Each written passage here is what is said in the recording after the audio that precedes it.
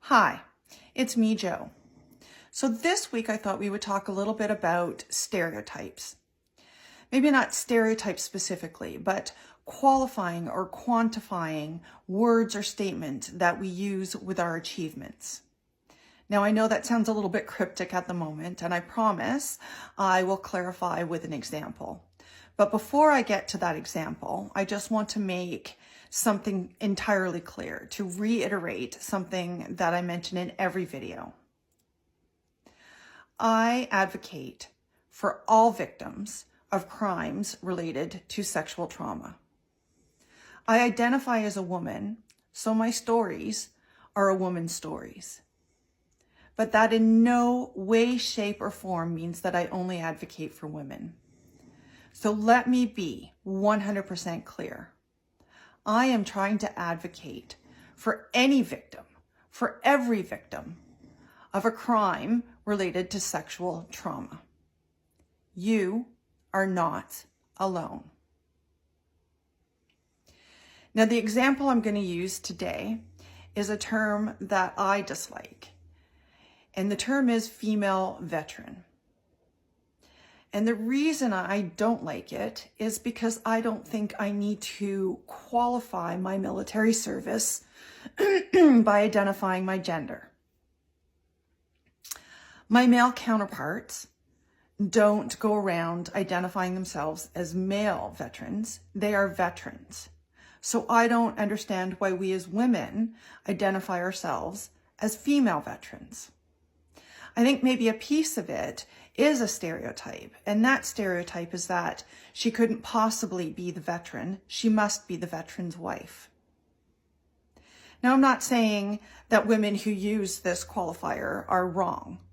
You are free to do whatever you want. I am merely trying to start a conversation, and I'm not saying that I am right and they are wrong.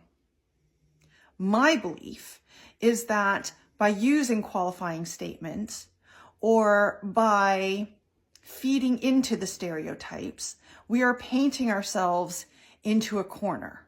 We are putting ourselves into our box, and we are making it difficult for us to get out of that box. And I believe qualifying statements like this work with any race, religion, culture, gender, socioeconomic background, with any victim.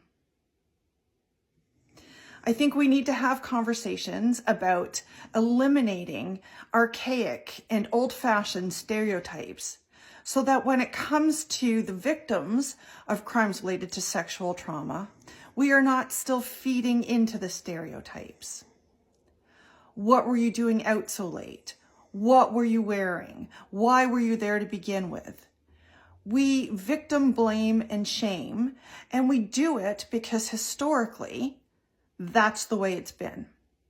And I think if we start by having a conversation about stereotypes and why we use qualifying words or statements, that we can quickly lead into the bigger conversation, which is how to not victim blame, how to take the power away from the perpetrators, and how to, if not eliminate, at least decrease this epidemic of sexual trauma that we are currently experiencing. Now, I'm still looking for my champion, my public face and voice, someone to stand shoulder to shoulder with me and fight this fight. Every week I identify different organizations before I put my videos up on TikTok. So I'm talking to you, Canadian Armed Forces. I'm talking to you, RCMP. I'm talking to you, Hockey Canada. I'm talking to you, TV and Film Industry of Canada. I'm talking to you, Fashion Industry of Canada. I am talking to every organization that has been plagued by this epidemic of sexual trauma. When are you going to join me?